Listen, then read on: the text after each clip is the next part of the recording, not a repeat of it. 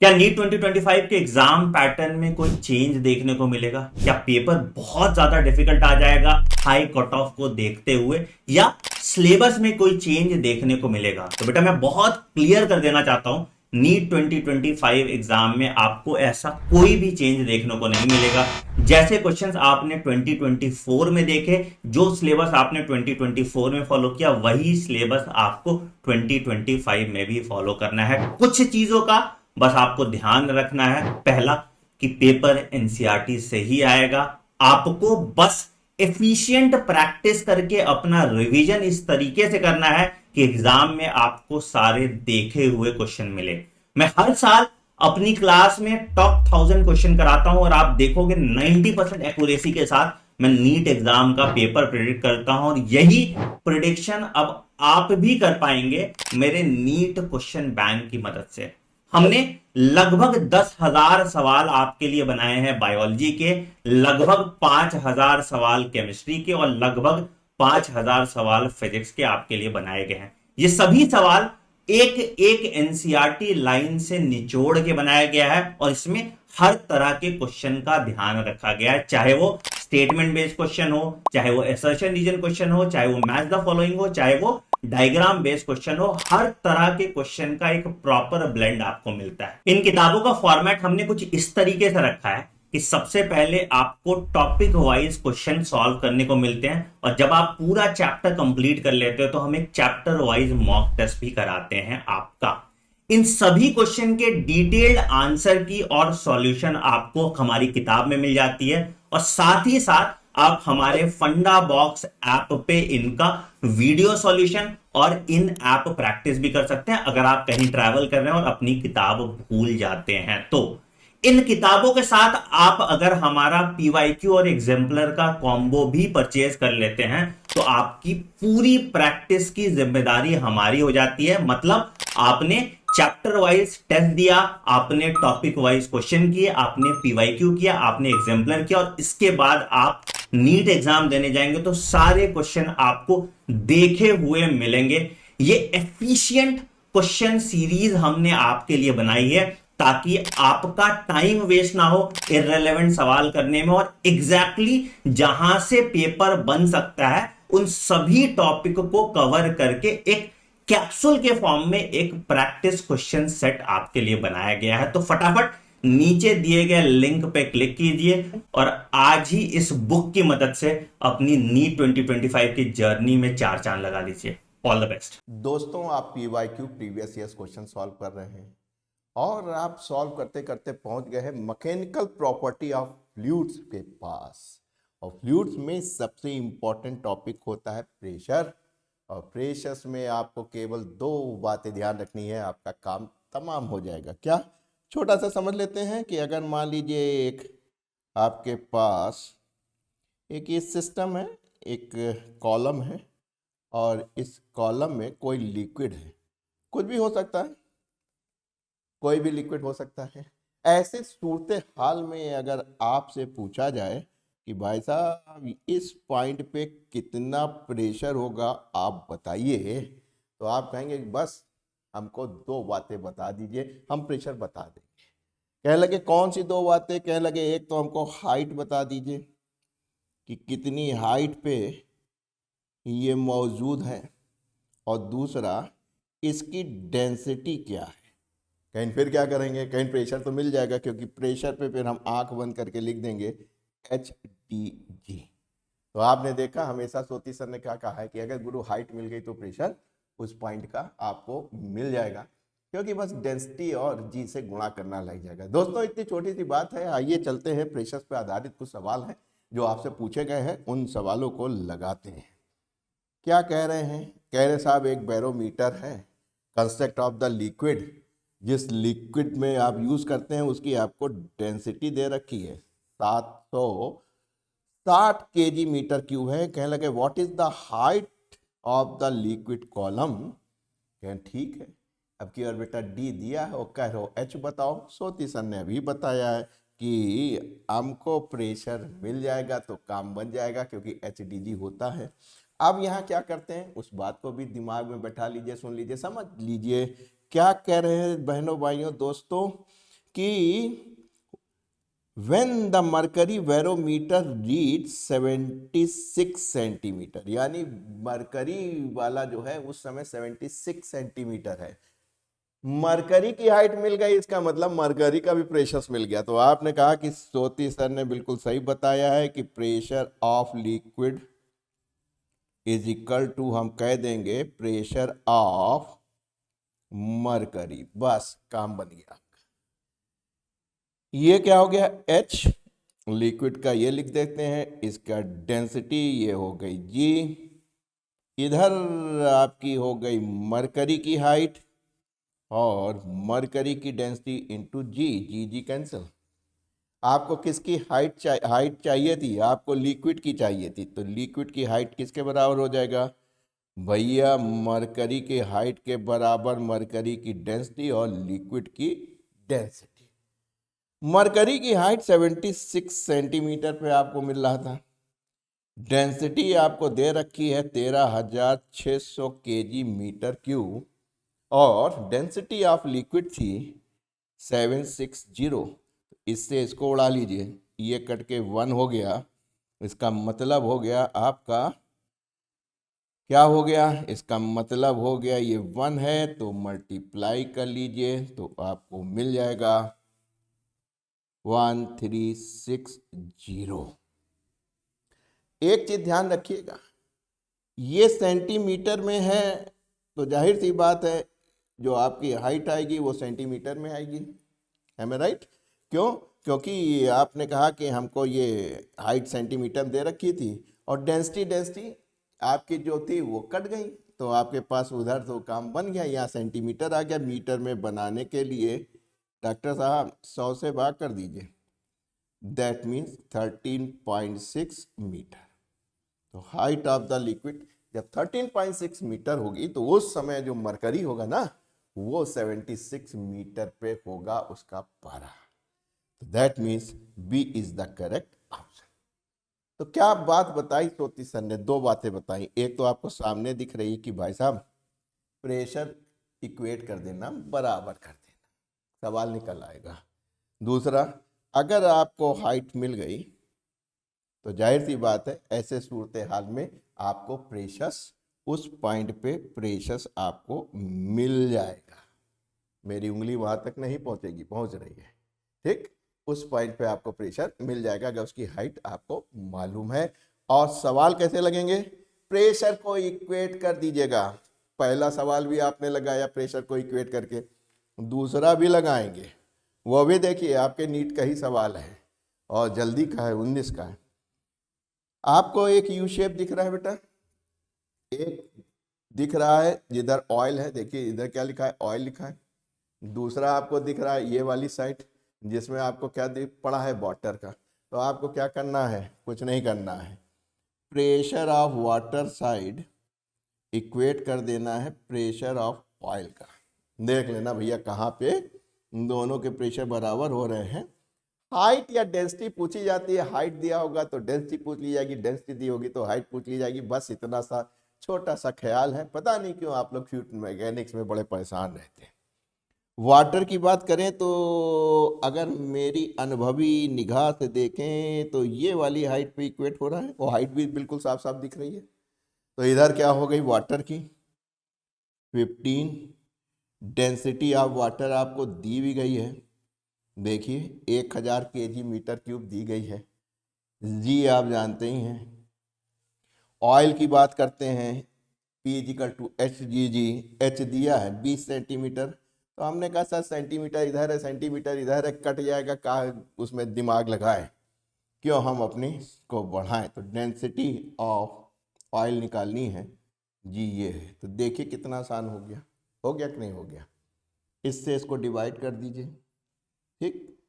अब 2 से डिवाइड कर दीजिए, तो 2 से डिवाइड करेंगे तो 50 हो जाएगा। इसका मतलब डेंसिटी क्या होगा? 15 पंजे 75 इंटू 0, ठीक? तो यूनिट आप जानते ही हैं केजी मीटर क्यूब।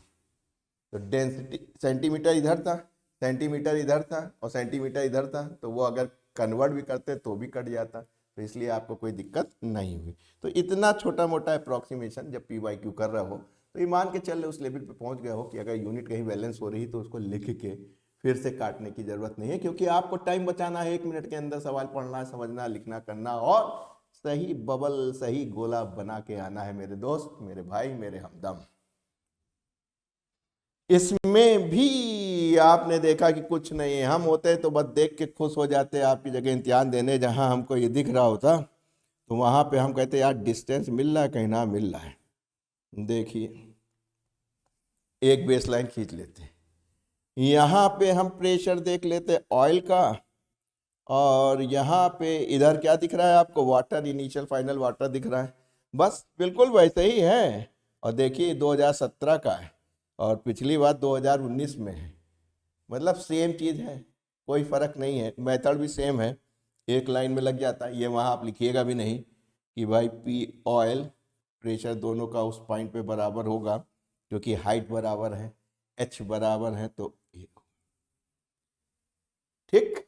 लेकिन डेंसिटी अलग है, ध्यान रखिएगा। P = HDG सोती सर ने कहा था आपको इम्तिहान में जाने से पहले। अभी ये तो नहीं कहूँगा कि न्यूटन ने मरने से पहले कहा था, मुझसे कहा था, ठीक है, लेकिन एग्जाम में जाने से पहले हमने कहा। ये ना कहिएगा सोती सर ने मरने से पहले कह दिया था। अभी जिंदा हूँ और मेरी लंबी उम्र और अच्छे स्वास्थ्य की कामना कीजिए ताकि मैं आपके और आपके बच्चों तक पढ़ाता रहूँ।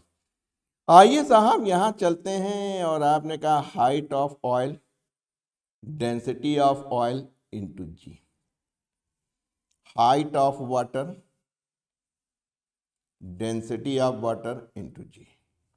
हमने तो खत का मजमून जान लिया था, वन लिफाफा देख के, और सवाल भी नहीं पढ़ा क्या निकालना है। यहाँ पे हम हाइट ऑफ ऑयल देख रहे थे, तो देखो बेटा क्या दिख रहा है, 65 दिख रहा है, 65 दिख रहा है, और ऊपर ये देखो ये 10 सेंटीमीटर 10 mm दिख रहा है। तो इधर कितना हो गया, 65 65 130, और ये ऑयल कहाँ तक पहुँचा, +10 यानी 140 तक पहुँच रहा है। mm में है, कोई बात नहीं, इधर भी mm में है, इधर भी mm में, इधर भी mm में है, दोनों डिवाइड हो जाएंगे, काम बन जाएगा। डेंसिटी ही संभवतः निकालनी है, डेंसिटी ऑफ ऑयल। वाटर देखिए देखिए देखिए देखिए, ये 10 कम है, केवल 65 और 65 देख रहे हो बेटा, यहां से लेके यहां तक पानी, यानी 130 है। और वाटर की डेंसिटी आप जानते हैं, जानते हैं नहीं जानते, दी भी गई होगी, 1000 के आसपास दी गई होगी, मैं राइट? नहीं है तो हम जानते हैं, कहीं दी इन्होंने डेंसिटी ऑफ वाटर, नहीं दी है तो चलिए लिख लेते हैं, 10⁻³ होती है kg/m³। बस काम बन गया, इसको इससे उड़ा दीजिए। इसलिए डेंसिटी ऑफ ऑयल 13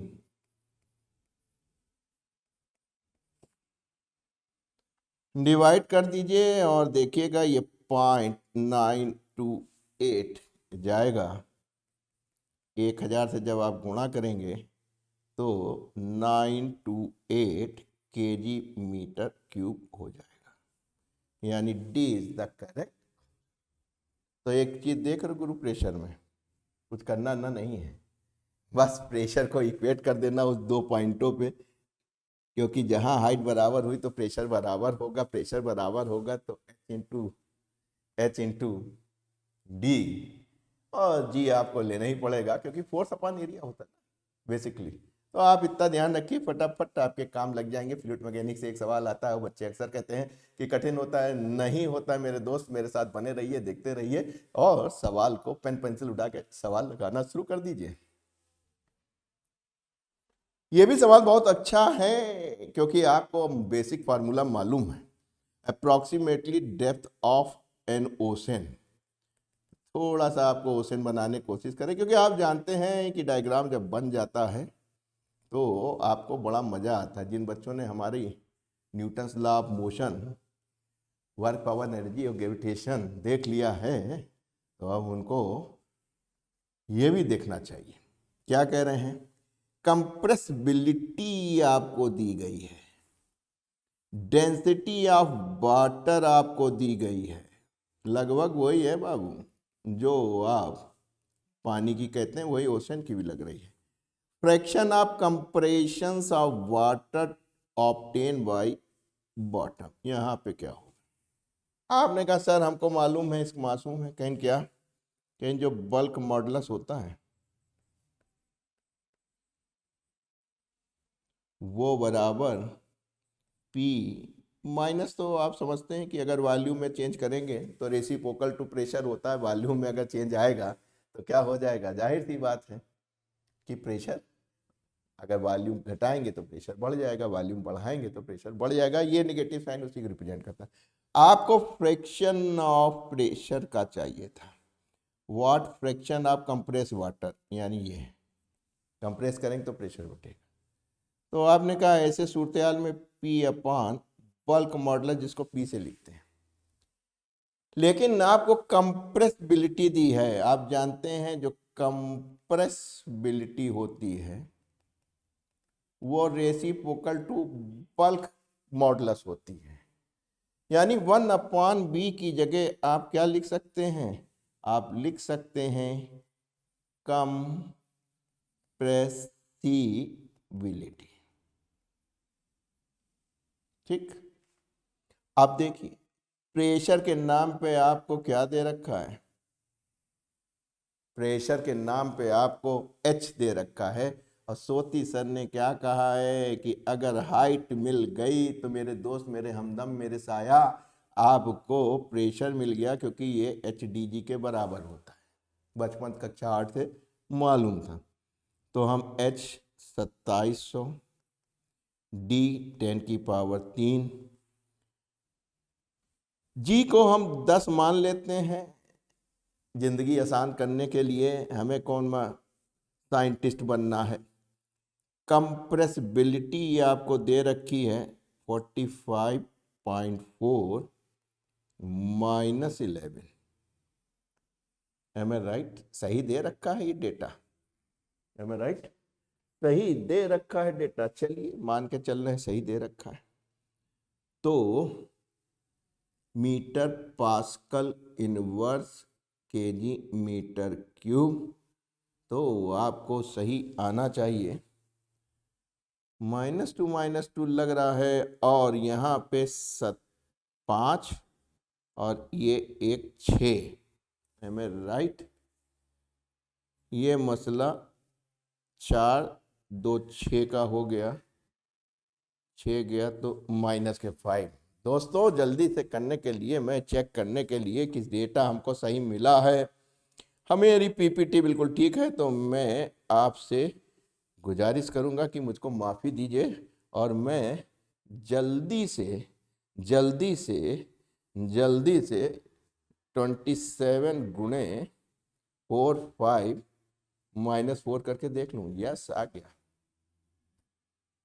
1 2 2 5.8 -4, 3 घर और ले आओ तो यहाँ क्या बचेगा? -2, यानी 1.2 इंटू 10⁻⁻4। तो देखिए चीजें कितनी आसान हैं, लेकिन सरल नहीं है। बस क्या करिए, P=HG समझ लीजिए। और ऐसे सूरत हाल में जब आपको YouTube के फॉर्म में अगर दिया जाए तो कभी मत डरना। दोनों का उठा के एक पॉइंट पकड़ना है। एक पॉइंट, जैसे यहाँ हमने पॉइंट पकड़ा है, यहाँ पे देखिए नीचे वाला पॉइंट, देखिए ये वाला पॉइंट, यहाँ पे प्रेशर जो है ऑयल और उसकी हाइट बराबर है, फट से प्रेशर बराबर। यहाँ पे भी देखिए क्या क्या था, मैंने ये वाली रखी, ये वाली हाइट पकड़ी थी, यहाँ तक आपका लिक्विड और ऑयल दोनों सेम लेवल पे मिल रहा था। बस प्रेशर इक्वेट कर दिया, आपका काम तमाम हो गया। देखो बेटा, स्टीम लाइन फ्लो में केवल एक छोटी सी बात जान लेंगे, आपका सवाल बिल्कुल आराम से हो जाएगा। ये आपका मान लीजिए जल का प्रवाह हो रहा है, ठीक है। कब कहेंगे स्टीम लाइन मोशन चल रहा है? आप कुछ मत कीजिए, स्टीम लाइन मोशन में एक एरिया का कंसीडर होना बहुत जरूरी है। पूरे सिस्टम में नहीं, एक आपने एरिया पकड़ लिया, कहीं साहब इस एरिया में हम चेक करेंगे। क्या करेंगे कि जो वाटर है वो छोटे छोटे पार्टिकल से मिलकर बना है, बना नहीं बना है, छोटे छोटे पार्टिकल से बना है। तो अगर किसी पर्टिकुलर एरिया में इंस्टेंट ऑफ टाइम, किसी पर्टिकुलर टाइम पे जो भी आपके पार्टिकल वहां से पास हो रहे हैं, अगर उनकी वेलोसिटी कांस्टेंट है, यानी v आपकी कांस्टेंट है, जो पर्टिकुलर, ध्यान दिया जाए, पूरे सिस्टम की नहीं, एक पर्टिकुलर एरिया से किसी पर्टिकुलर टाइम पे पास होने वाले जो पार्टिकल हैं आपके लिक्विड के, चाहे वो वाटर हो, अगर उनकी वेलोसिटी कांस्टेंट है तो स्ट्रीमलाइन मोशन है। बस इतना सा ख्याल है। और क्यों आप लोग फ्लूइड को कठिन समझते हैं? आइए सवाल लगाते हैं। एनसीईआरटी एग्जाम्पलर का है, 4 चीजें दिखा रहे हैं, कहने गए हैं कि कौन बदतमीज ऐसा है कि जो नहीं बता रहा है कि स्ट्रीमलाइन मोशन नहीं है। तो आपको कुछ नहीं करना है। क्या सिखाया स्वाति सर ने अभी भी कि गुरु एरिया कंसीडर कर लो, एरिया कंसीडर कर लो और देख लो कि किसी पर्टिकुलर टाइम पे जो वहाँ के पार्टिकल हैं वाटर के या लिक्विड के, उनकी सबकी वेलोसिटी एक लग रही है।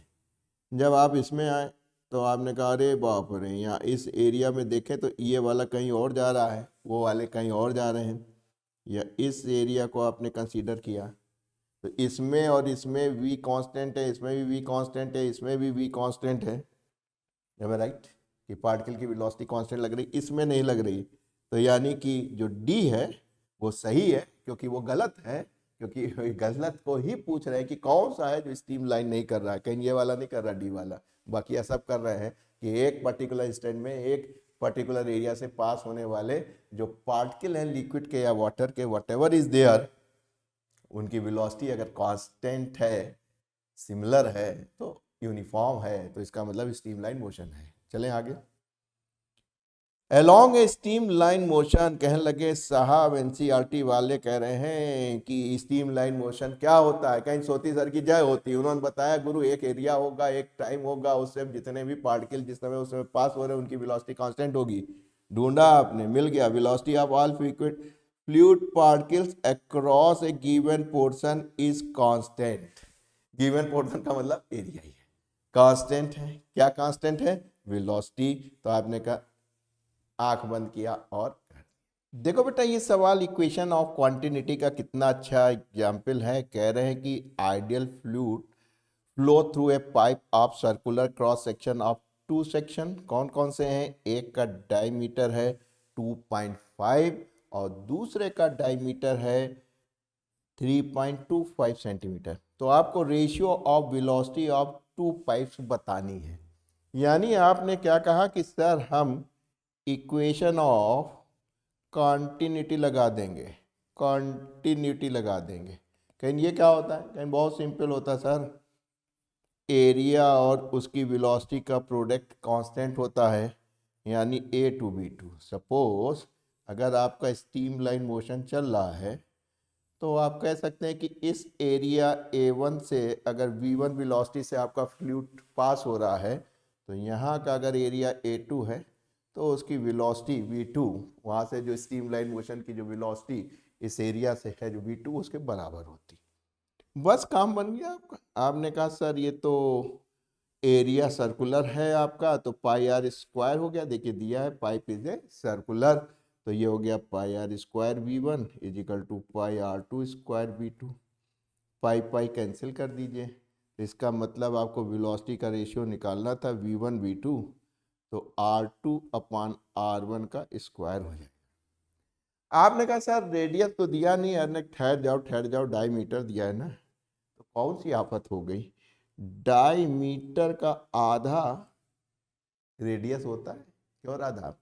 तो आपने कहा ठीक है, हमको रेडियस चाहिए, तो हम डायमीटर दिया है उसका आधा कर देंगे, काम बन जाएगा। देखिए 2 गायब हो गया। अब तो खुश हैं आप डर रहे थे खामखा कि सर ये तो एग्जाम्पलरी का सवाल है। अरे कहीं का भी हो, कोई मतलब थोड़ी ना है, बस अब डिवाइड करना शेष रह गया। डायमीटर ऑफ सेकेंड d2 था आपका 3.75 सेंटीमीटर था, इसलिए आपने जहमत नहीं की, कोशिश नहीं की, क्योंकि आपको मालूम था अभी नीचे भी सेंटीमीटर है। डिवाइड कर देंगे तो सेंटीमीटर, अगर कन्वर्ट भी करेंगे तो सेंटीमीटर सेंटीमीटर कैंसिल हो जाएगा। इससे हटाया तो एक गया, एक फालतू बचा, तो ये हो गया। अब 25 से कर दीजिए, 25 इकन्नम 25, 10 हो गया, 25 इकन्नम 25, कितना बचा 12 और 5 यानी 25 पंजे आपका 125 कट गया। अब फिर आप ले लीजिए इसको 5 से ले लीजिए तो ये हो जाएगा 2, एम ए राइट, और ये हो जाएगा 3, तो आपको बचा 5 से यहीं 15, 5 दूना 10 का स्क्वायर, यानी ये आप कह सकते हैं कि सर ये हमारा हो जाएगा 9/4, यानी 9:4 आपकी हो जाएगी क्या V1 और V2 का रेशियो। है कोई? जी हाँ, पहले ही वाला आपका है। तो देखिए कितना आसान था, बिल्कुल इमरती की तरह सीधा साधा, और आपने इक्वेशन ऑफ कंटिन्यूटी का उपयोग किया। दो ही है आपके पास इक्वेशन, बर्नौलीज थ्योरम है, वो भी एक एनर्जी की इक्वेशंस होती है, और एक आपके पास इक्वेशन ऑफ कंटिन्यूटी है। कुछ अच्छे सवाल बनते हैं, ये भी सवाल है, पूछा जा सकता है। देखो बेटा, जहां तक बर्नौलीज प्रिंसिपल का सवाल है, ये भी मैं कहता हूं कि बेटा law of conservation of energy पे आधारित है, या ये भी कहता हूं मैं इसको बेटा, ये भी जो है वर्क एनर्जी थ्योरम का ही एक हिस्सा है या एप्लीकेशंस है। आप कहेंगे ये क्या है? अरे हमने कहा यार, अगर एनर्जी में चेंज होगा तो वही तो वर्क डन होगा, है राइट?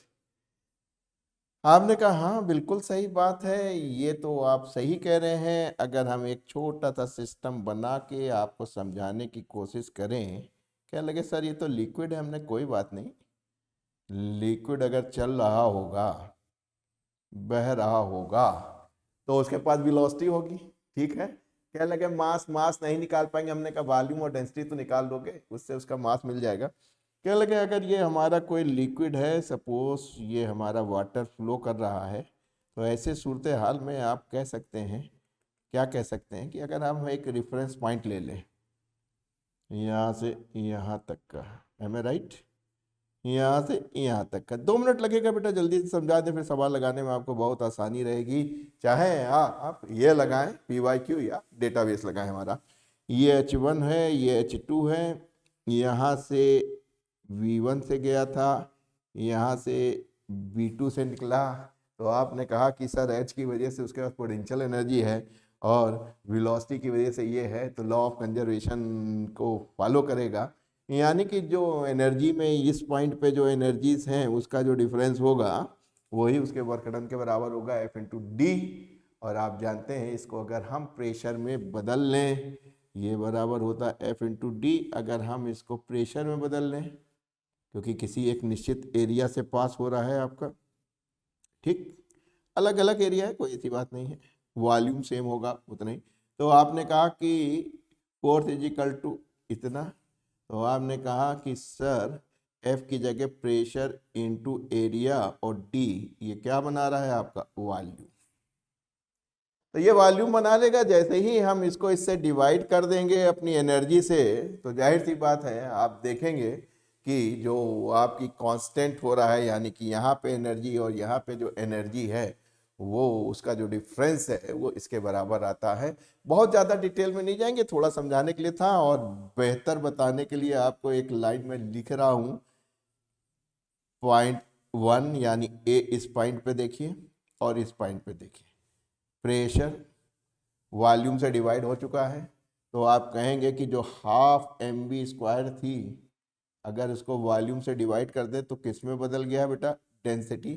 क्योंकि लिक्विड एक है तो डेंसिटी सेम होगा, वेलोसिटी अलग अलग हो सकती है। और आपने कहा कि ρg(H1) इस पॉइंट 2 पे देखें, जो आपके पास प्रेशर होगा ये कांस्टेंट है, तो आपके पास हो गया ½ लगाना ना भूलिए, ½ भी लगा लीजिए क्योंकि काइनेटिक एनर्जी से संबंधित है, तो आपको ½ लगाना जरूरी है, प्लस ρg(H2). अगर इस इक्वेशंस को आप ध्यान रखेंगे तो आपके सारे सवाल लग जाएंगे, जो कि Bernoulli's principle, law of conservation of energy पे आधारित होगा, आराम से हो जाएगा। आइए करते हैं, आगे बढ़ते हैं। देखिए कभी कभी कितना आसान सवाल आ जा रहा है। क्या कह रहे हैं कि कहने लगे ये वेंचुरी मीटर किस पे वर्क करता है, किस वेंचुरी जानते हैं? अरे वही है, जैसे फ्लीट पंप से आप फ्लीट नहीं करते, या आप अगर थोड़ा सा गांव से संबंधित है तो आप देखते होंगे जिससे छिड़काव करता है दवाई का, कि एक जगह आप प्रेशर डेवलप करते हो, वहां से जो है लिक्विड आगे चलता है और फुहारा बन के बाहर आता है। तो आप समझ गए कि भाई ये तो प्रिंसिपल ऑफ परपेंडिकुलर एक्सिस पे नहीं होगा, क्योंकि आप जानते हैं ये तो मोमेंट ऑफ इनर्शिया से होता है, ये मोमेंट ऑफ इनर्शिया से संबंधित होता है। हाइजन प्रिंसिपल आप जानते हैं कि सर ये तो ऑप्टिक्स, वेव ऑप्टिक्स से संबंधित होता है, यहीं से वेव ऑप्टिक्स शुरू होती है।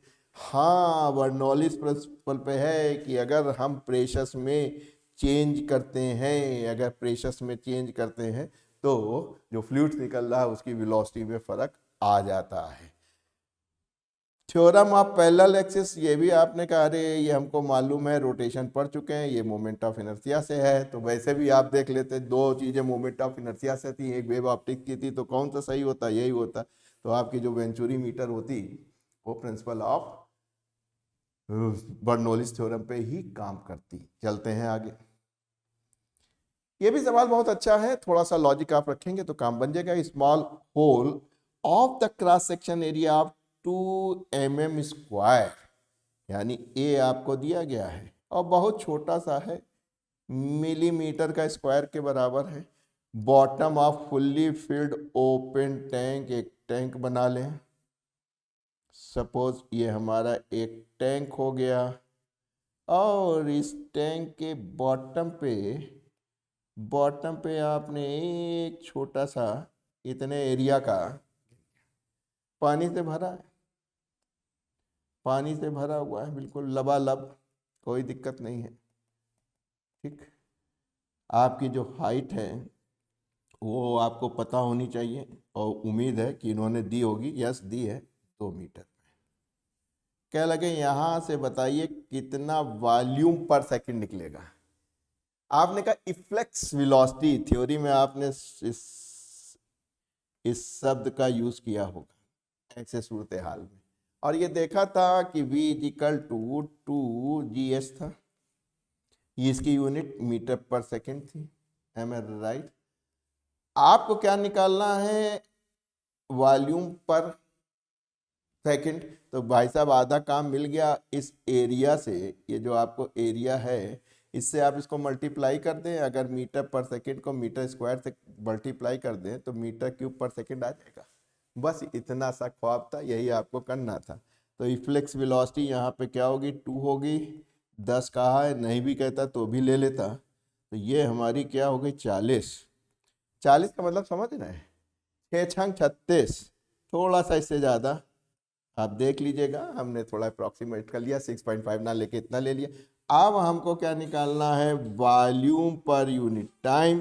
तो हमने कहा कि अगर वेलोसिटी से हम गुणा कर ले इस एरिया को, मेरा काम बन जाएगा।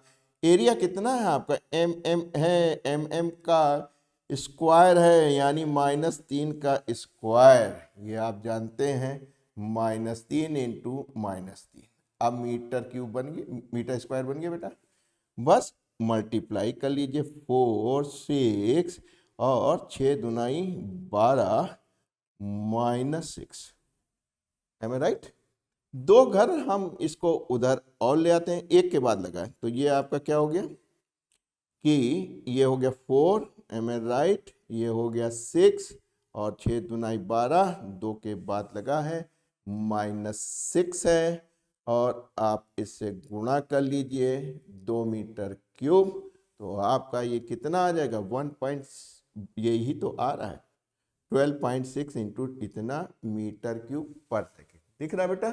यानी कि D is the correct option.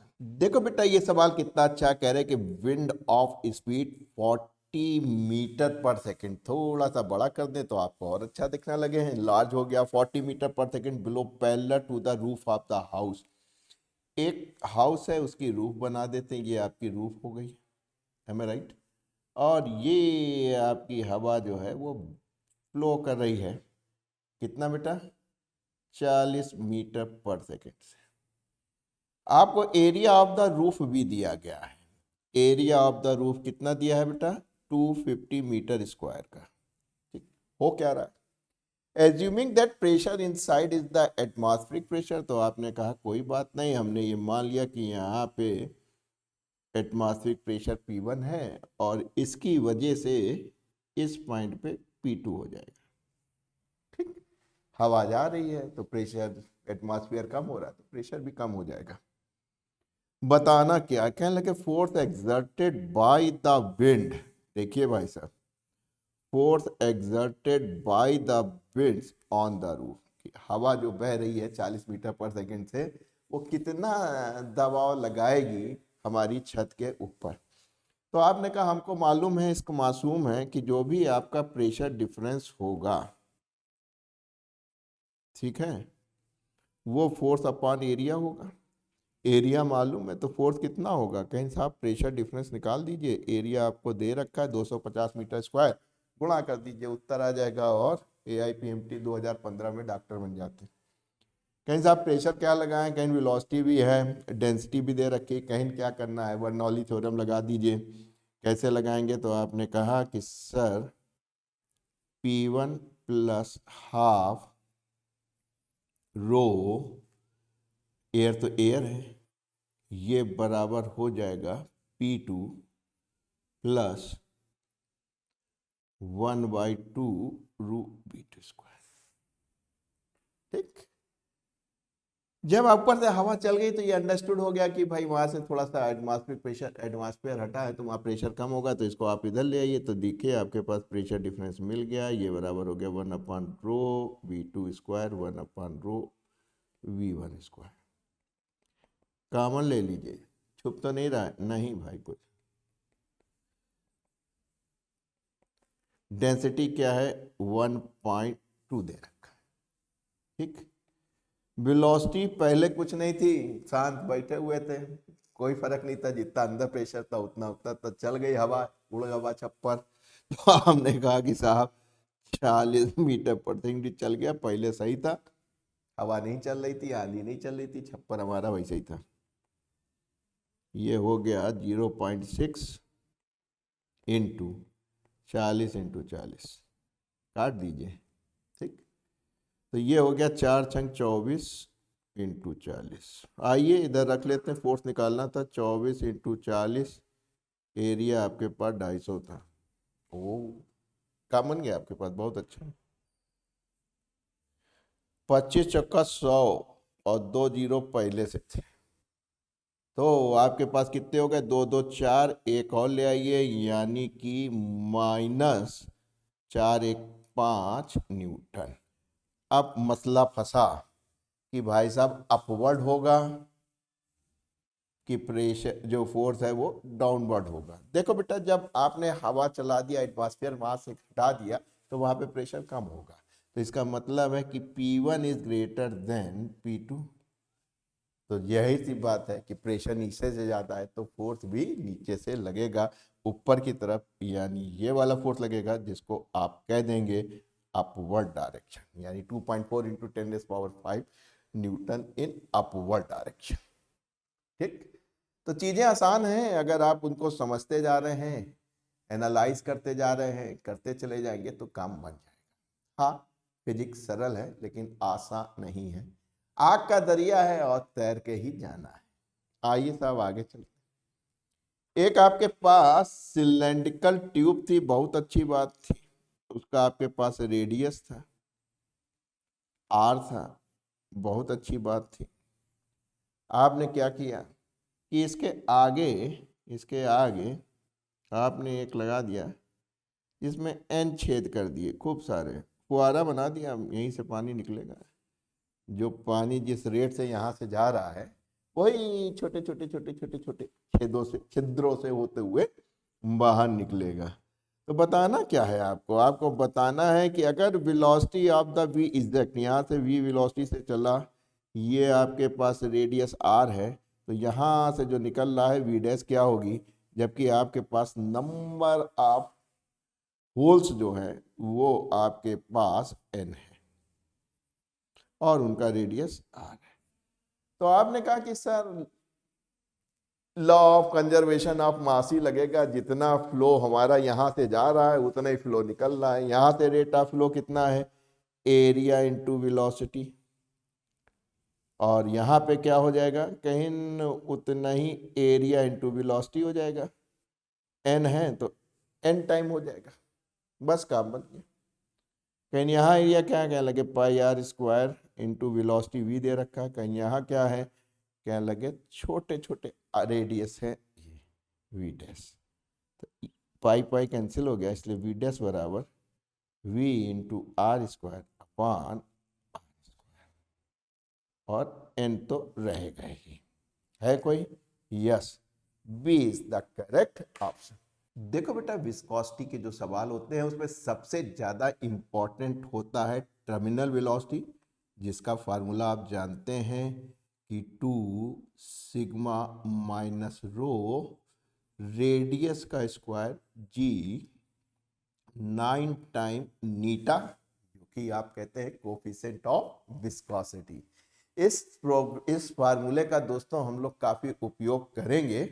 आइए समय बर्बाद ना करते हैं, चलते हैं आगे, और वहीं पे जब चीजें सामने आएंगी तब हम कह देंगे कि भाई ये चीजें जो है वो विस्कोसिटी को या टर्मिनल वेलोसिटी का ये रोल होता है। आइए चलते हैं आगे, सवाल लगाएंगे, आगे बढ़ेंगे। बहुत अच्छा सवाल, 2022 का सवाल आपको दिख रहा है।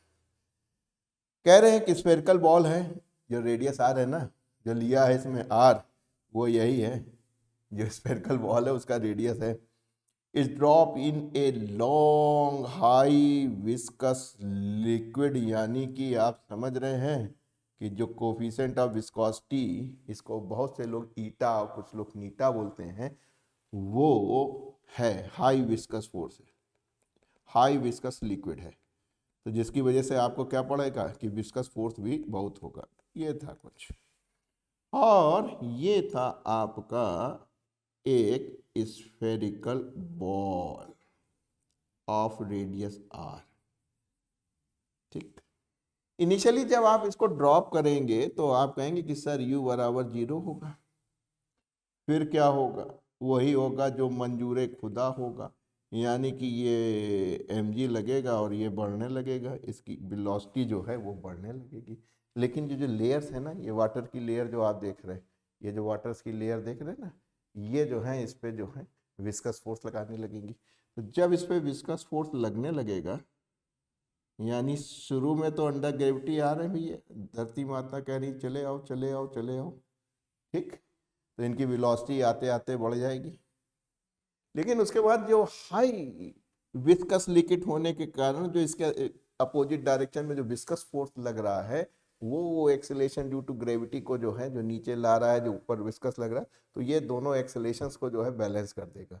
जब बैलेंस कर देगा तो बॉडी में एक्सेलेरेशन खत्म हो गई, इसका मतलब है रुक नहीं गई। बच्चे अक्सर कहते हैं सर एक्सेलेरेशन खत्म, रुक गई। नहीं भाई, अगर कोई बॉडी यूनिफॉर्म वेलोसिटी चल रही है तो क्या रुक गई वो?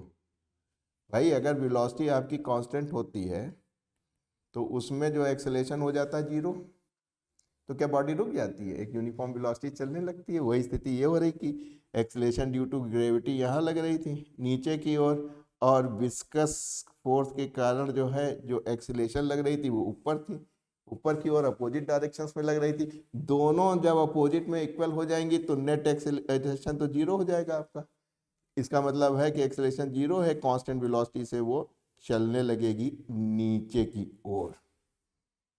इसका मतलब क्या हुआ, अगर कोई ग्राफ हम खींचें टाइम के साथ, तो पहले तो वो बढ़ेगी, तो देखिए बढ़ गई, और उसके बाद जो है, इसके बाद जब एक्सेलेरेशन 0 हो गई, एक कांस्टेंट वेलोसिटी से चलने लगी, जिसको आप टर्मिनल वेलोसिटी कहते हैं, वो कांस्टेंट हो गई। यानी आप देखें तो ये एक कांस्टेंट टर्मिनल वेलोसिटी से नीचे की तरफ गिरने लगी।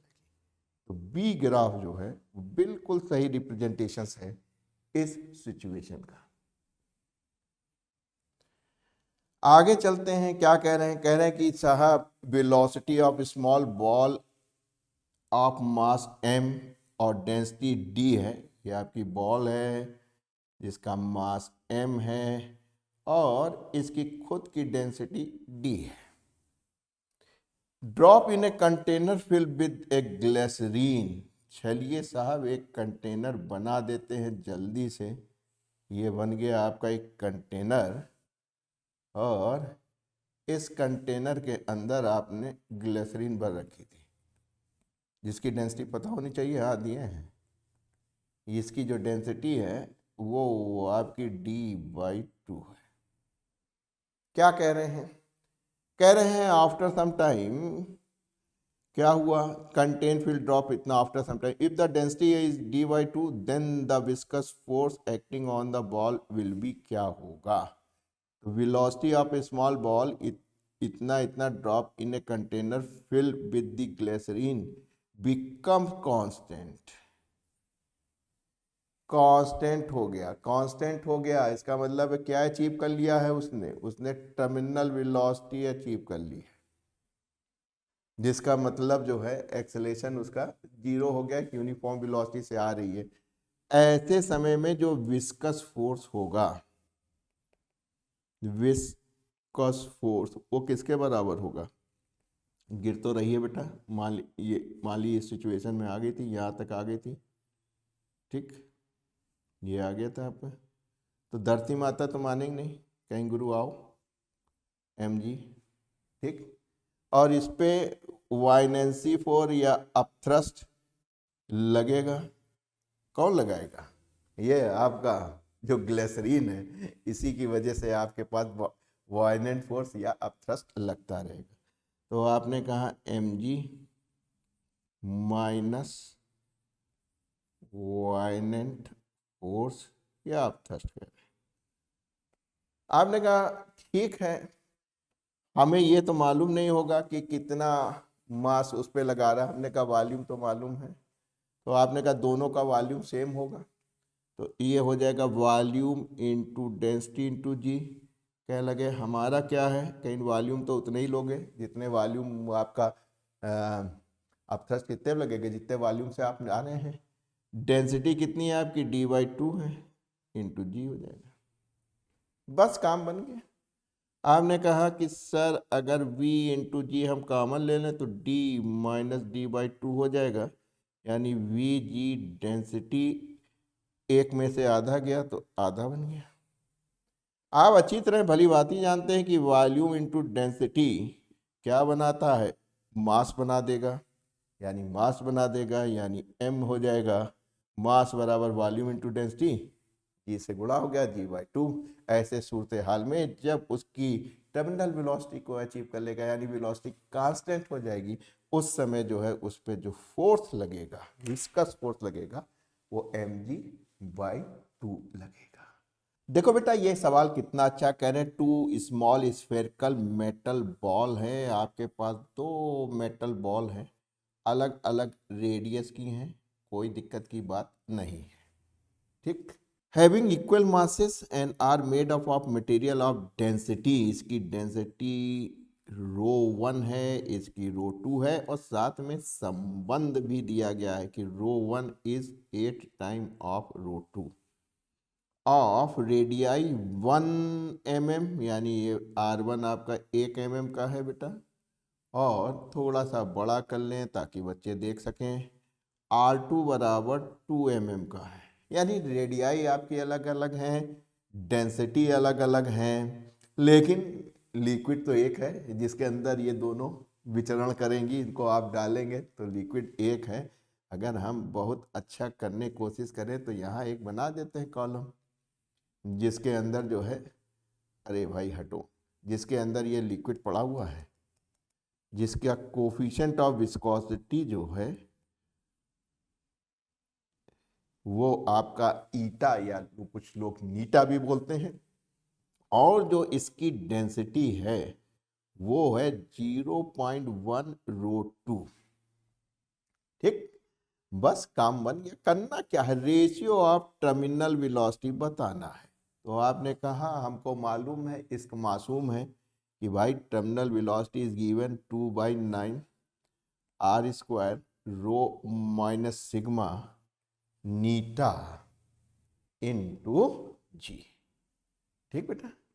अब देखो ये कांस्टेंट ये भी सेम है, एक ही है आपके पास लिक्विड, उसी के अंदर डाला तो विस्कोसिटी आपकी सेम होगी, जी कांस्टेंट है वो सेम होगी, यानी टर्मिनल वेलोसिटी किसके प्रोपोर्शनल हो गई, are square rho minus C.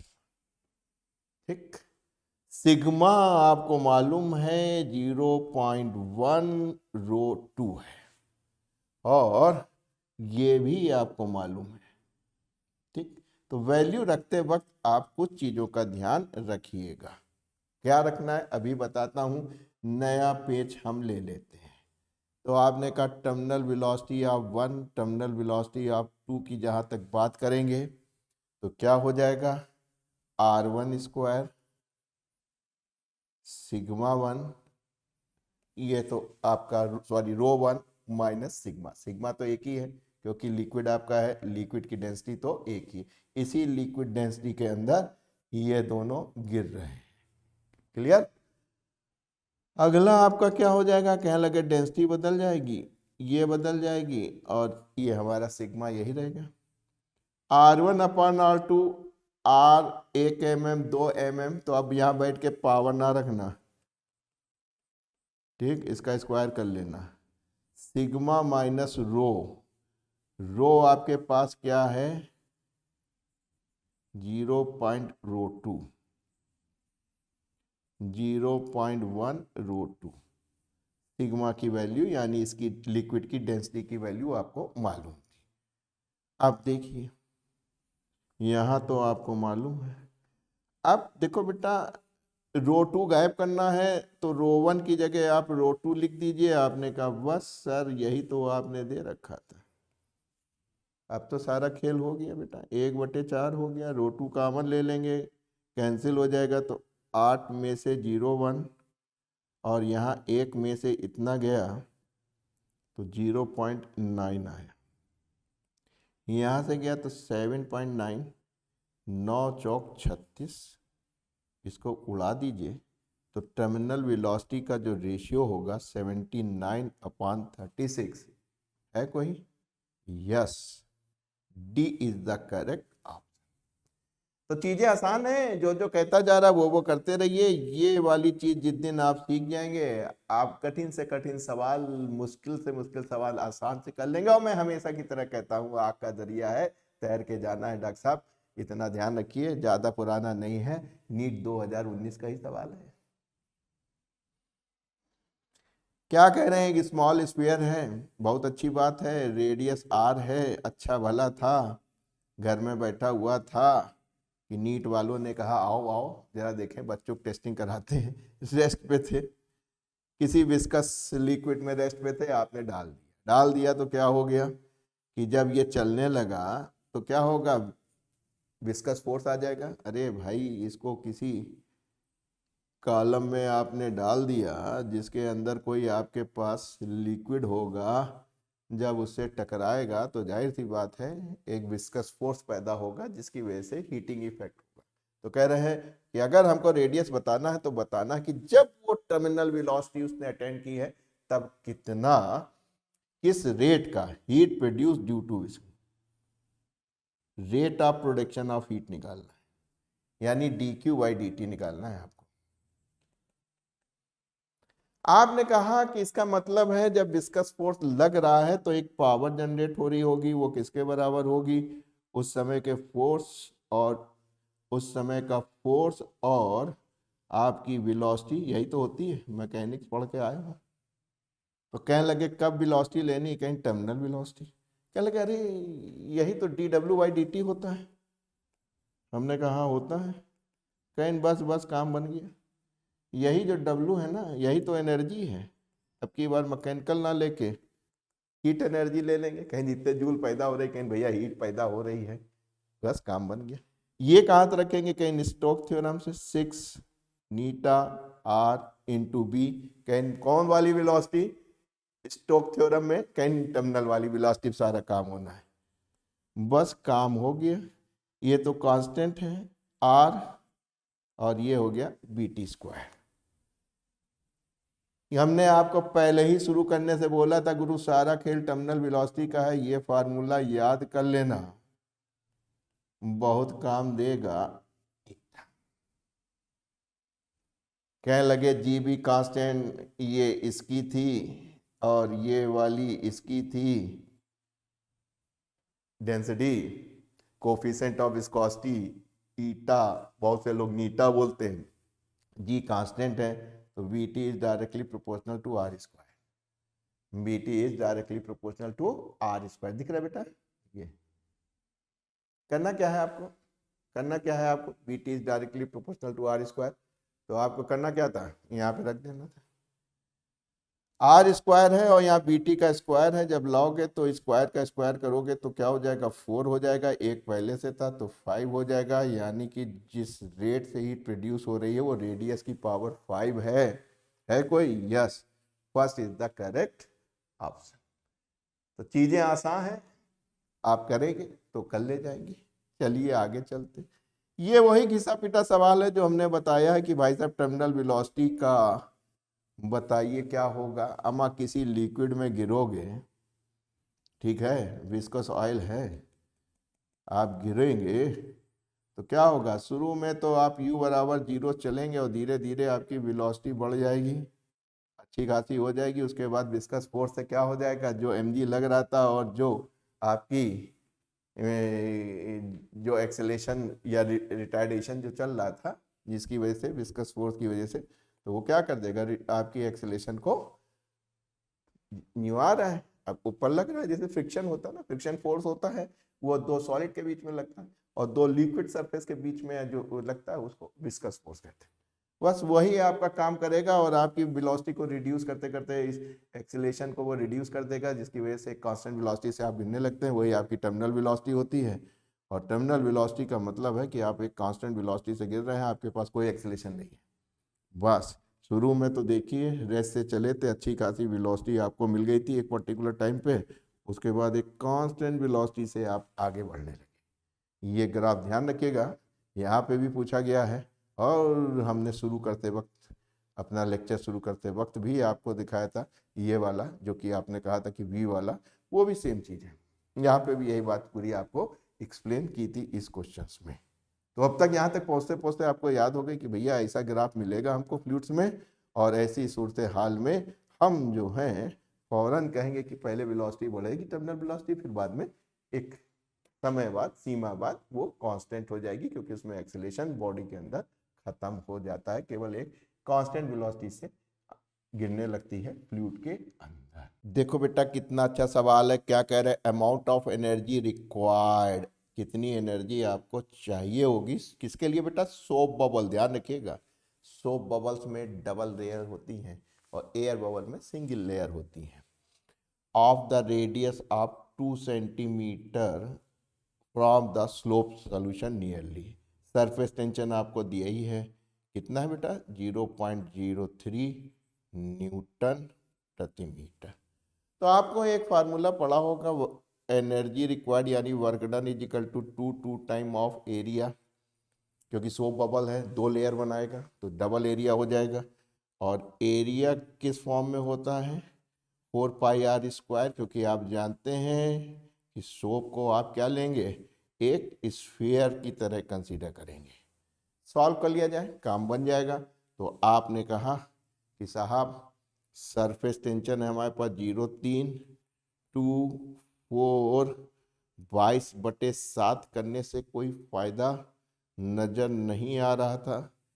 Centimetre है, इसको आपने मीटर बना लिया, इसका स्क्वायर करना था तो आपने 2 बार लिख लिया, बस गुणा कर लीजिए, देखिए कुछ ना कुछ मिलने वाला है।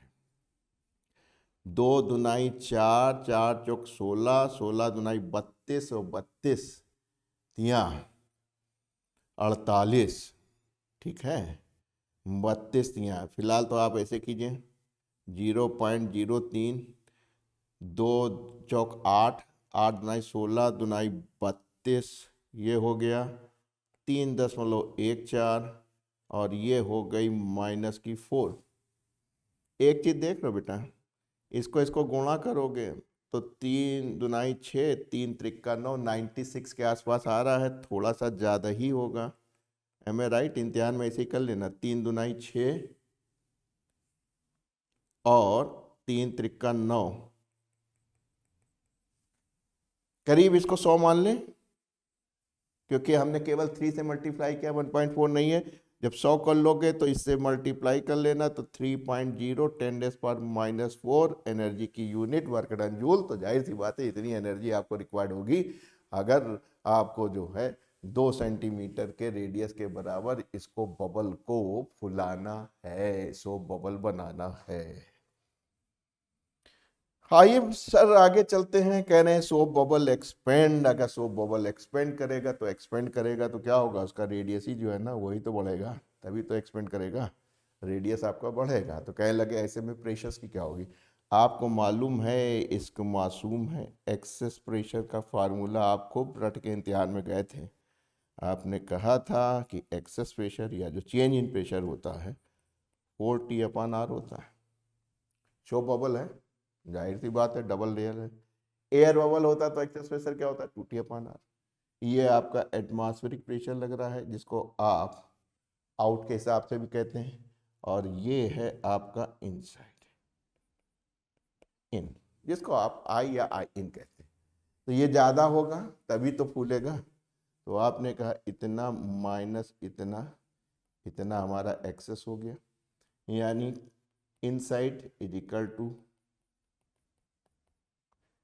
एटमॉस्फेरिक प्रेशर कांस्टेंट है, तो आप कहेंगे कि डायरेक्टली प्रोपोर्शनल 4T/R। टेंशन तो आपका कांस्टेंट है, यानी कि आप कह रहे हैं inside pressure is reciprocal to the R, यानी आर इंक्रीज कर रहा है। एक्सपेंड, एक्सपेंड का मतलब है इंक्रीज कर रहा है, बढ़ रहा है। तो पी क्या हो जाएगा, डिक्रीज कर जाएगा, यानी ए इज द करेक्ट। देखो बेटा ये कितना अच्छा सवाल है। कह रहे हैं कि लिक्विड डज नॉट वेट। अरे भैया बताइए कि आप जो है लिक्विड गिरा रहे हैं, वो कह रहा गीला ही नहीं कर रहा है। Does not wet the solid surface if the angle of contact. तो आपने कहा अच्छा सर छोटी सी इसकी बेसिक्स फिजिक्स समझ लें, फिर हम देखते हैं क्या हो सकता है इसमें।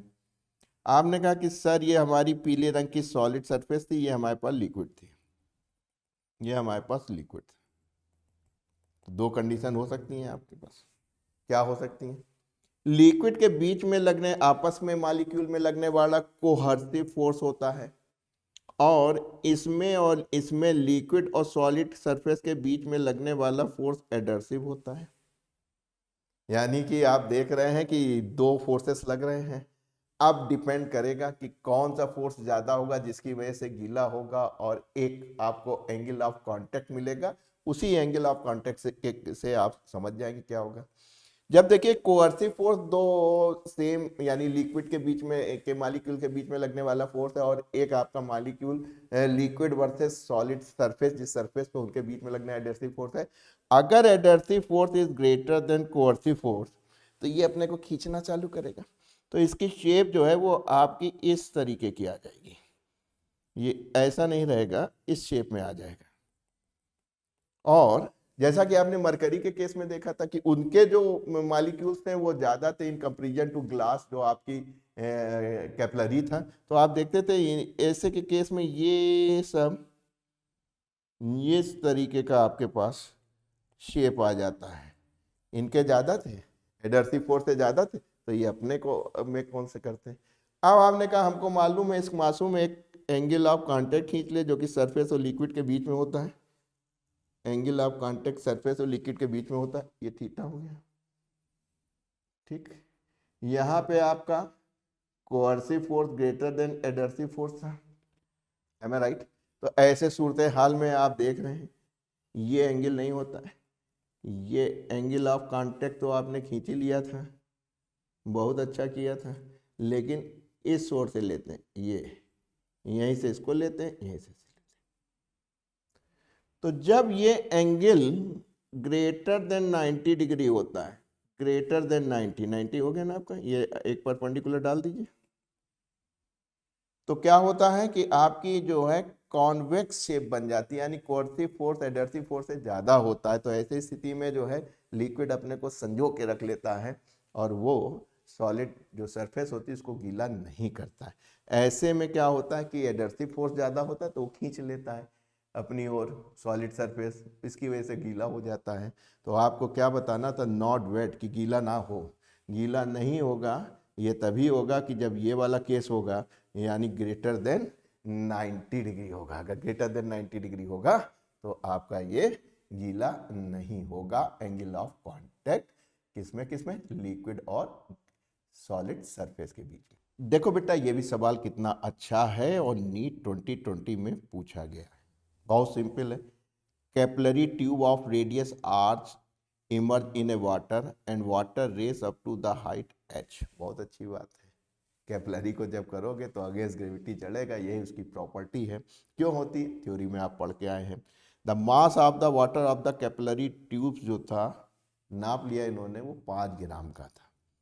आप कह रहे हैं another capillary tube of 2r radius, radius अगर आपने दुगना ले लिया, उसको पानी हुआ, तो अब उस पर कितना मास चढ़ेगा। तो सबसे पहले h निकाल लें, क्योंकि हमको मालूम है कैपिलरी राइज का एक फार्मूला होता है 2 times surface tension angle of contact का कॉस थीटा r रो जी। तो दोनों केस में आपका सरफेस टेंशन एक है, क्योंकि वाटर है, तो जाहिर सी बात है कि आपका एंगल ऑफ कांटेक्ट भी सेम रहेगा। 2 कांस्टेंट है, g कांस्टेंट है, डेंसिटी भी कांस्टेंट है। इसका मतलब कुछ नहीं है, h is directly proportional to r। इससे आपको हाइट मिल जाएगी, क्योंकि पहली बार देखो बेटा क्या दिया है, r दिया है, और दूसरे केस में 2r दिया है। तो हाइट मिल गई, बस काम बन गया। तो आपने कहा sir h1 is equal to reciprocal है r1 और h2 रेसिप्रोकल है तो r2 हो जाएगा। तो रेडियस आपका 2r है, पहले r है, यानी जब कभी हमें ज़रूरत पड़ेगी h1 अपान h2 की, तो हम क्या कर लेंगे, उसकी जगह 2 लिख लेंगे। आइए एक सुंदर सा पन्ना जोड़ लें और उसके बाद काम कर लें आसानी से। तो आपने कहा क्या काम हो जाएगा कि भाई हमको मास निकालना है। मास बराबर किसके होता है, volume into density. Can volume कितना हो जाएगा, कह लगे अगर हमको एरिया मालूम हो और लेंथ यानी हाइट मालूम हो। अगर ये मान लीजिए कैपिलरी है आपकी, तो अगर इसका हमें वॉल्यूम निकालना है तो हम बड़े मज़े से निकाल लेंगे। कितना वॉल्यूम होगा, कितनी हाइट चल रही है और कितना एरिया है, इतना ही तो वॉल्यूम चढ़ेगा बेटा, एम आई राइट। और कर दिया आपको, बढ़िया, बस। और डेंसिटी ऑफ वाटर आप जानते हैं, तो इसका मतलब क्या हो गया, जो मास है वो directly proportional to area. Area आप कह सकते हैं कि सर एरिया इसका क्या होगा, सर्कुलर है, पाई आर स्क्वायर हो जाएगा, और इंटू एच रो, यानी mass is directly proportional to the pi constant, sir आपकी डेंसिटी कांस्टेंट ऑफ वाटर, इतना है, बस काम बन गया। m2 अपान m1 कर लें, तारीख जल्दी से निकल आएगा। r2 का स्क्वायर h2, यहाँ क्या हो जाएगा बेटा, r1 का स्क्वायर h1। r2 क्या था, दुगना कर दी थी रेडियस। अभी अभी आपने h1 अपान h2 निकाला था, क्या निकाला था, h1 अपान h2, ठीक। तो आप बड़े मजे से उल्टा कर दीजिए, h2 अपान h1 क्या हो जाएगा, 1/2 हो जाएगा। हो जाएगा नहीं, उल्टा कर दिया, रिवर्स कर दिया। इसको यहाँ रख दीजिए, इसको यहाँ काट लीजिए। ओ h2 अपान h1 करना था, h2 अपान h1 करना था, वो किसके बराबर है, 1/2 के, ठीक, डायरेक्टली प्रोपोर्शनल है 1/2 के, ठीक।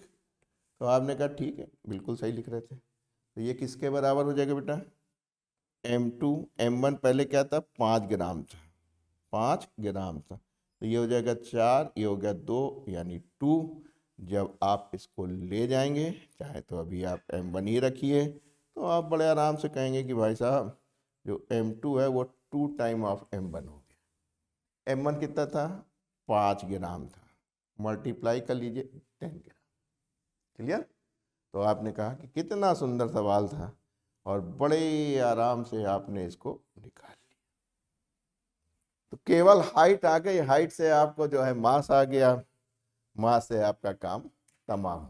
देखो बेटा ये सवाल कितना अच्छा है। कह रहे हैं एक सोप बबल है having the radius of 1 mm यानी 1 मिलीमीटर का है, blown from the detergent solution having the surface tension 2.5 into 10⁻⁻² newton metre. साफ साफ दिख रहा है बेटा। कह रहे हैं कि प्रेशर इनसाइड द बबल, यही लाइन है, equal to the point Z0 below the free surface of the water container. बस इस लाइन को समझ गए तो आप काम बन गए। देखिए अगर हम एक वाटर का कंटेनर बना दें आपके लिए और उसके अंदर पानी भर देते हैं, वाटर है तो पानी ही तो है, अंग्रेजी बोल दी तो कौन सी आफत आ गई। यहाँ पे एक सोप बबल था जो कि ब्लोन कर दिया, उसके अंदर जो प्रेशर था, ठीक है, PI, ये किसके बराबर था? कहने लगे ये जो प्रेशर है, इस पॉइंट पे जो प्रेशर है Z0 पे, वो इसके बराबर है। कहने लगे वो जो यही है ना। देखो देखो देखो, pressure inside the bubble equal to the point below the free surface of the water of container, कहीं साहब इनके बराबर। तो आपने कहा हमको मालूम है, इसको मासूम है कि जो ये एक्सेस प्रेशर होता है यानी PI माइनस P आउट, यही तो एक्सेस प्रेशर होता है, ये बराबर क्या होता है? सोप है, इसके हो गया। और इसका मतलब है कि जो PI है वो P0 प्लस 40/R होगा। आपने कहा हमको मालूम है, इसको मासूम है। आपने कहा जो इस हाइट की वजह से जो प्रेशर होता है वो बराबर होता है आपका एटमॉस्फेरिक प्रेशर, यहाँ पे जो आ रहा है, ठीक। और सर ने क्या बताया, सोती ने सर ने कि हाइट आ गई तो प्रेशर आ गया HDG हो गया। इनका कहना था ये जो प्रेशर P है और जो ये PI है अंदर, ये दोनों बराबर है, इक्वल हैं, इक्वल। बस यही आप इक्वल कर दीजिए, आपका काम तमाम हो गया। तो आपने कहा कोई बात नहीं, इस प्रेशर से हमने इसको इक्वेट कर दिया। Z0 निकालना था, क्या बन गया? 40R रो G। बस कैलकुलेट कर लो। एक नया पन्ना ले लिया हमने और इस पे Z0 निकाल लिया। 4 सरफेस टेंशन कितना है बेटा? 2.5 इंटू 10⁻²।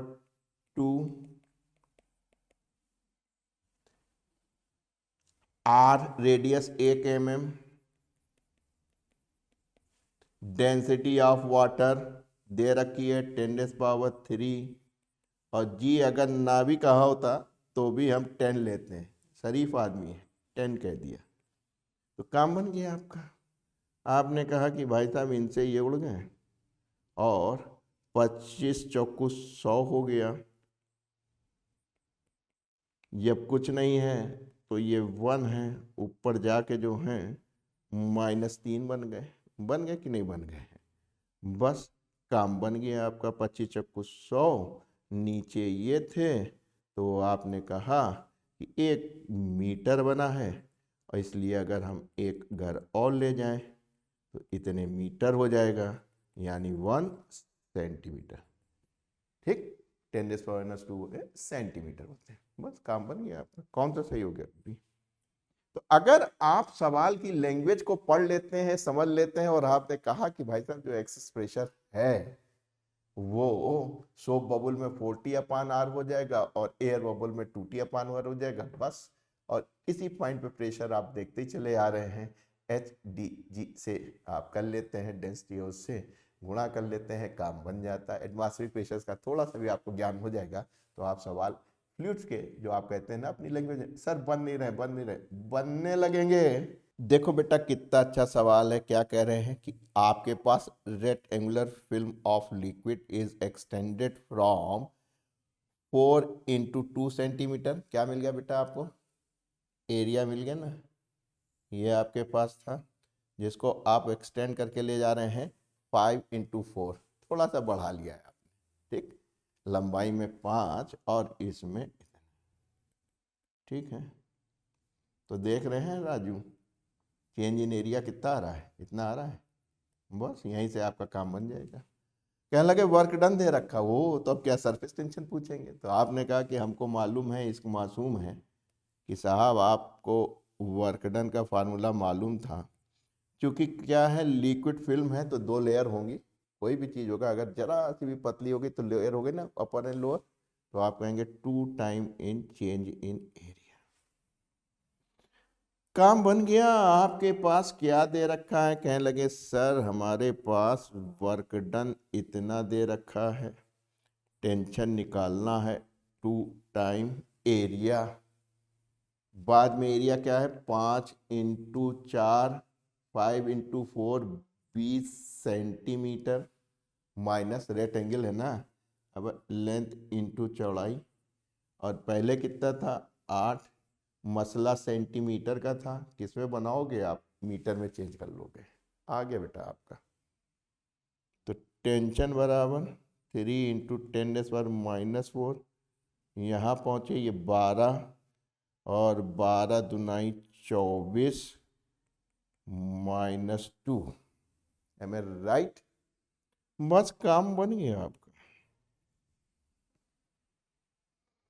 काम बन गया। एक चीज ध्यान रखिएगा, ये भी सेंटीमीटर है, ये भी सेंटीमीटर है। 2 बार सेंटीमीटर को मीटर आपको बनाना पड़ेगा।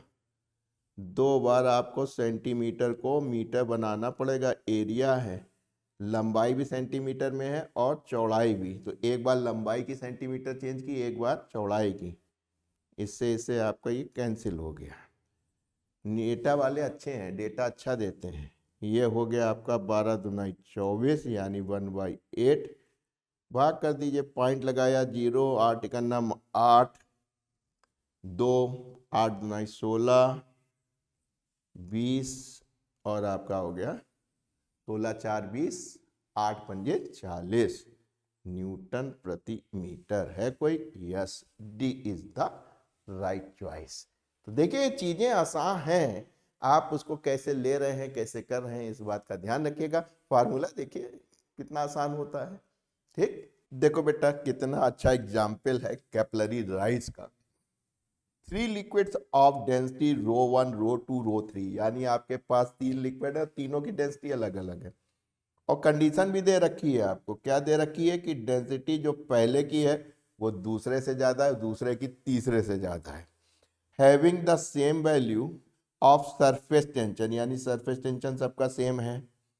Rise to the same height, यानी कि एच भी सबकी सेम ऊपर चढ़ रही है।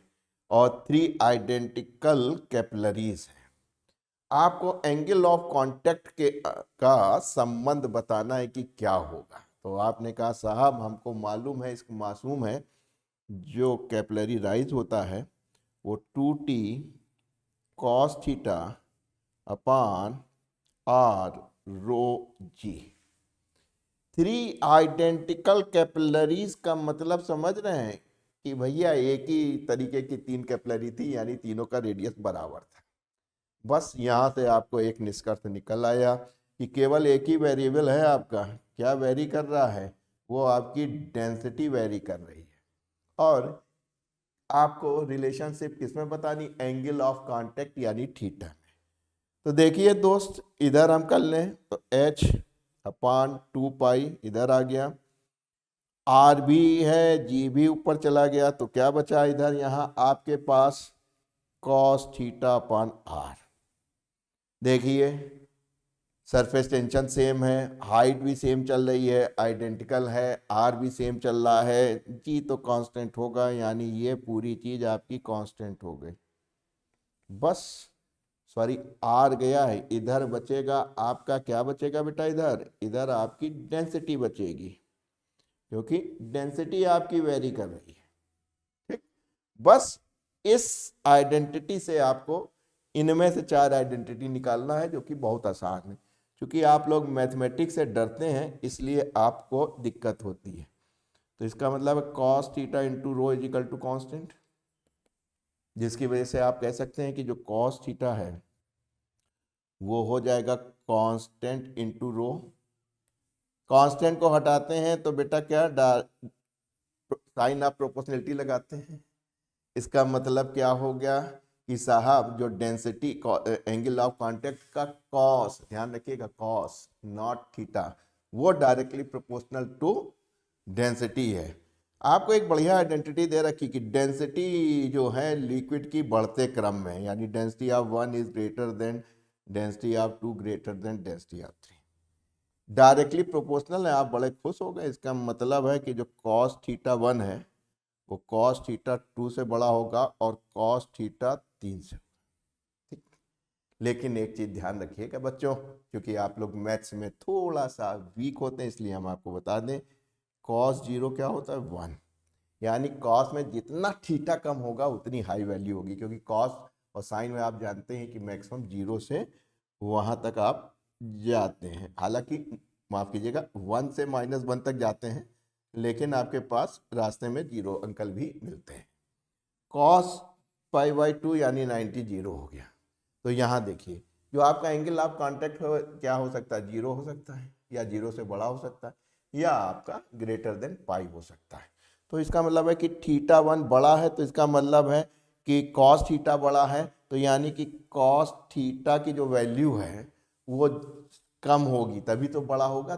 थीटा 1 अगर कम होगा 0 होगा तभी तो कॉस थीटा आई होगा। तो आप बड़े आराम से कह सकते हैं कि सर ऐसे सूरत हाल में theta 1 is greater then theta 2 greater than theta 3 होगा। क्या लगे वैल्यू, कैन वैल्यू का क्या है sir, theta angle of contact 0 या उससे बड़ा हो सकता है, और ऑब्ट्यूज हुआ तो π/2 से बड़ा हो जाएगा। और क्या होगा, यानी π/2 और से बड़ा, सबसे बड़ा होगा आपका ऑब्ट्यूज हो गया तो π/2 जो है उससे बड़ा हो जाएगा। तो क्या हो गया, theta 1 is less than theta 2 less than theta 3, और ये ग्रेटर देन 0, और यानी बी इज द राइट। देखो बेटा कितना अच्छा सवाल है। कह रहे हैं certain number of spherical drops, ध्यान रखिएगा स्फेरिकल ड्रॉप हैं तो एरिया की जरूरत पड़ेगी तो 4πr² ले लेंगे, वॉल्यूम की जरूरत पड़ेगी तो 4/3 πr² ले लेंगे। दो चीज आपके दिमाग में आ गई। A liquid of radius r coalesces to form a single of radius r। समझ रहे हो राजू, छोटी छोटी आपके पास कितनी थी, n थी, और सबको इकट्ठा करके आपने एक बड़ी सी r बना लिया। ऐसे सूरत हाल में एक फिजिकल क्वांटिटी कांस्टेंट रहती, कौन सी रहती है मालूम है आपको? बिल्कुल मालूम है आपको, मालूम है जो वॉल्यूम्स है आपका वो कांस्टेंट रहता है। यानी जो हमारे पास n नंबर आप छोटी छोटी हैं, जब मिल के एक बड़ी बनी है तो इनका वॉल्यूम कांस्टेंट रहता है। ठीक, क्या क्या दिया गया है, कह लगे साहब रेडियस r है और वॉल्यूम v बन जाता है। कहा इससे अच्छी क्या बात है। कह लगे इफ सरफेस टेंशन जो है लिक्विड का t है तो एनर्जी बतानी है। तो आपने कहा सर जो चेंज इन एनर्जी होता है हमको मालूम है surface tension into change in area होता है, बस यहीं से काम बन जाएगा।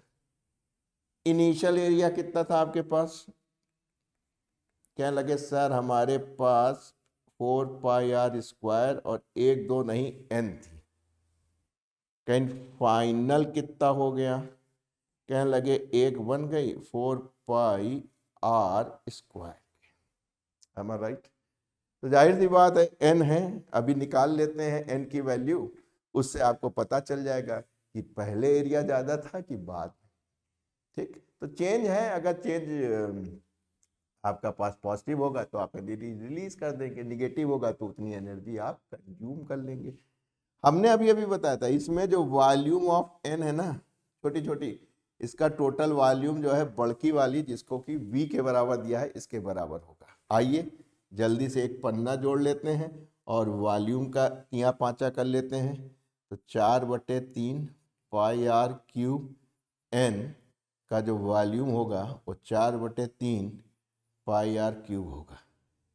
इससे इसको काट दीजिए तो n की वैल्यू मिल गई r³। ठीक, बस काम बन गया आपका। आपने कहा कि हम यहाँ जब चेंज रखेंगे तो n की वैल्यू हम उठा के ये रख लेंगे, हमारे पास मालूम है कि इश्क मासूम है तो आपके पास change initial minus final. Initial आपके पास कितना है बेटा? इनिशियल है 4πr², 4πr²। n की जगह आप लिख सकते हैं r³ अपान स्मॉल r³ माइनस फाइनल तो आपको मालूम था 4πr²। M I right? देख लीजिए, ठीक, साफ साफ दिख रहा है आपको। बस काम बन गया।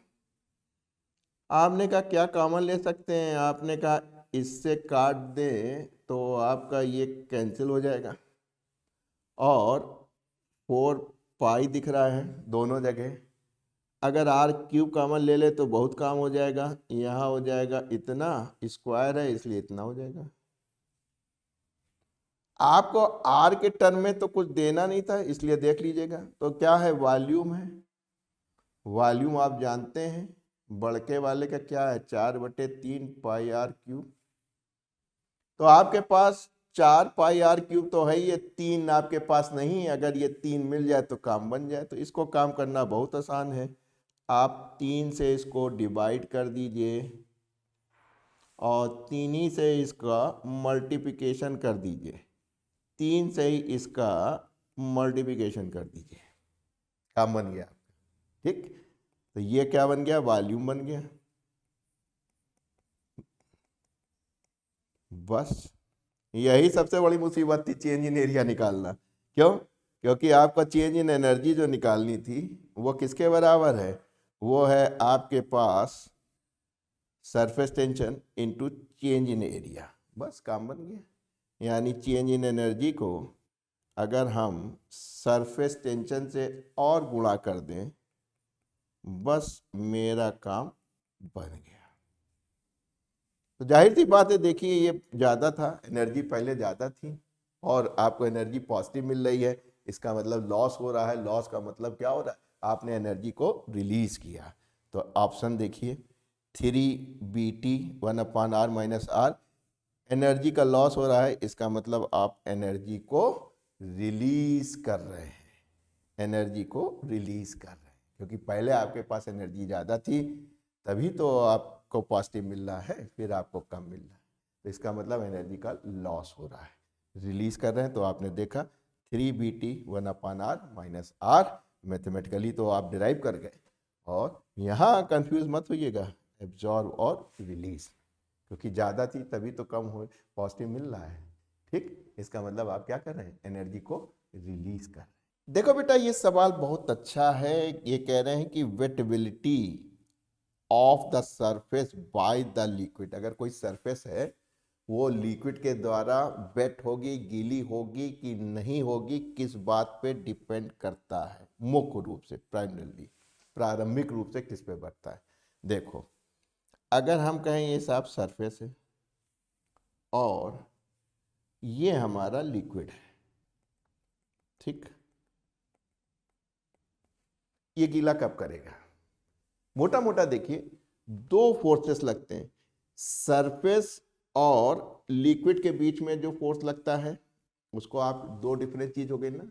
सरफेस आपकी कुछ भी हो सकती है, जैसे आपका प्लास्टिक की जो पॉलीथीन होती है वो होती है, या आपका जो पत्ता है, लीव्स है, वो हो सकता है सरफेस।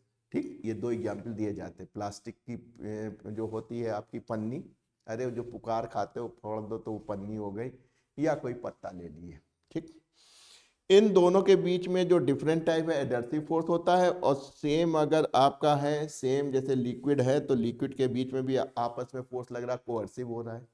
अब देखिए दो चीजें, कोअर्सिव और एडर्सिव। एडर्सिव जो है अलग अलग लगता है, कोअर्सिव सेम टाइप के। जैसे लिक्विड है तो लिक्विड के मॉलिक्यूल्स में क्या लगेगा?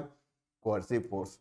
और अगर वो लिक्विड अगर किसी दूसरी बॉडी जैसे सॉलिड सरफेस पे आया तो उनके बीच में जो फोर्स लग रहा है वो एडर्सिव, इसीलिए कहते हैं जोड़ने वाला, एडर्सिव।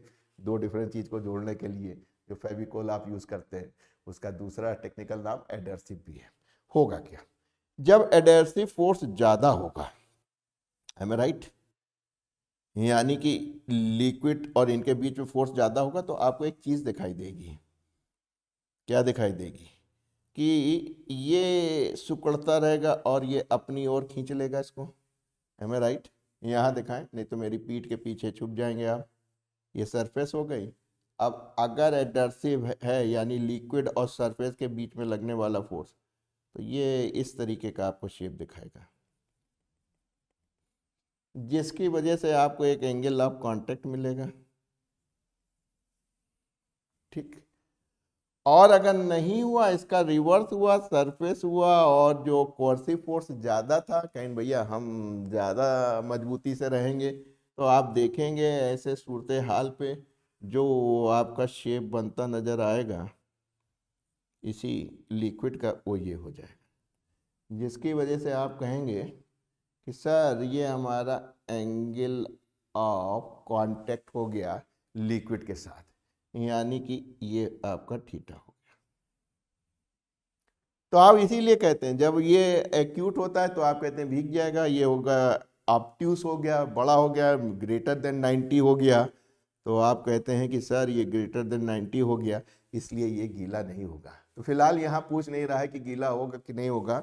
बिटबिलिटी यानी गीलापना, जो गीलापन है लिक्विड और सरफेस के बीच में, वो किस पे डिपेंड करेगा? आप कहीं कुछ नहीं भाई साहब, angle of contact between the surface and liquid पे करेगा। देखो बेटा ये सवाल बहुत अच्छा है।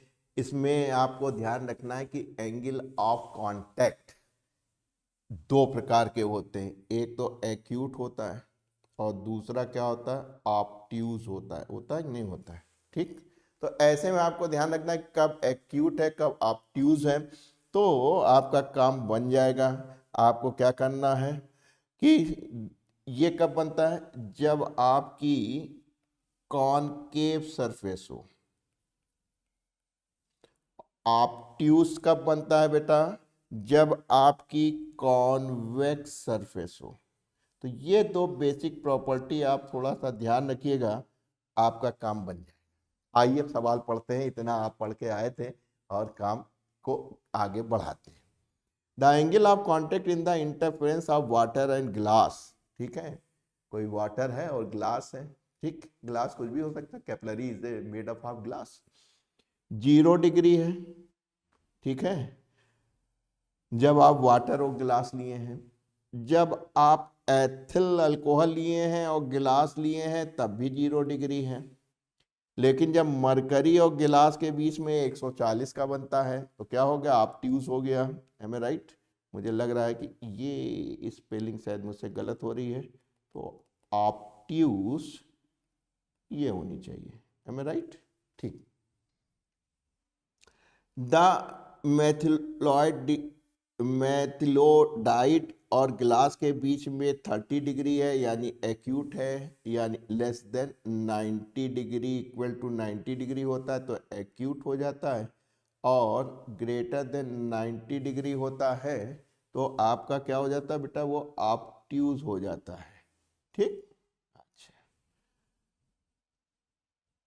आप क्या करते हैं? एक ग्लास आप capillary is put in trough containing one of the these 4 liquid. चलिए ये आपने एक ट्रफ ले लिया जिसके अंदर या तो पानी हो सकता है बेटा, या तो पानी हो सकता है, या एथिल अल्कोहल हो सकता है, या मरकरी हो सकता है, या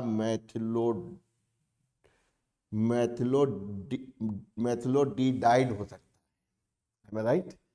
इन चार में से एक चीज इसमें हो सकती है। तो किस पे डिपेंड करेगा? एंगल ऑफ कांटेक्ट के ऊपर, क्योंकि एंगल ऑफ कांटेक्ट दिया है उसके विषय में दो बात मालूम है कि भाई साहब या तो एक्यूट बनता है या तो ऑब्ट्यूज बनता है। क्यों बनता है उसकी बात अलग है, लेकिन आपने कहा जब कॉनकेव शेप बनेगी तो एक्यूट होगा, और ऑब्ट्यूज कब होगा? जब कॉन्वेक्स बनेगी। तो यहाँ क्या कह रहे हैं? कह लगे जो मिनिस्कस जो मिला वो क्या था? कॉन्वेक्स था। कॉन्वेक्स का मतलब है ऑब्ट्यूज एंगल बना है, यानी 90 डिग्री से ज़्यादा होगा। 90 डिग्री से ज़्यादा तो केवल आपको 140 डिग्री मिल रहा है। किस में मिल रहा है? मरकरी में। तो इसके अंदर जो होगा एम ए राइट? तो क्या होना चाहिए? मरकरी होना चाहिए। इतनी बड़ी होती नहीं है आपकी वो जो कैपलरी है, दिखाने के लिए है।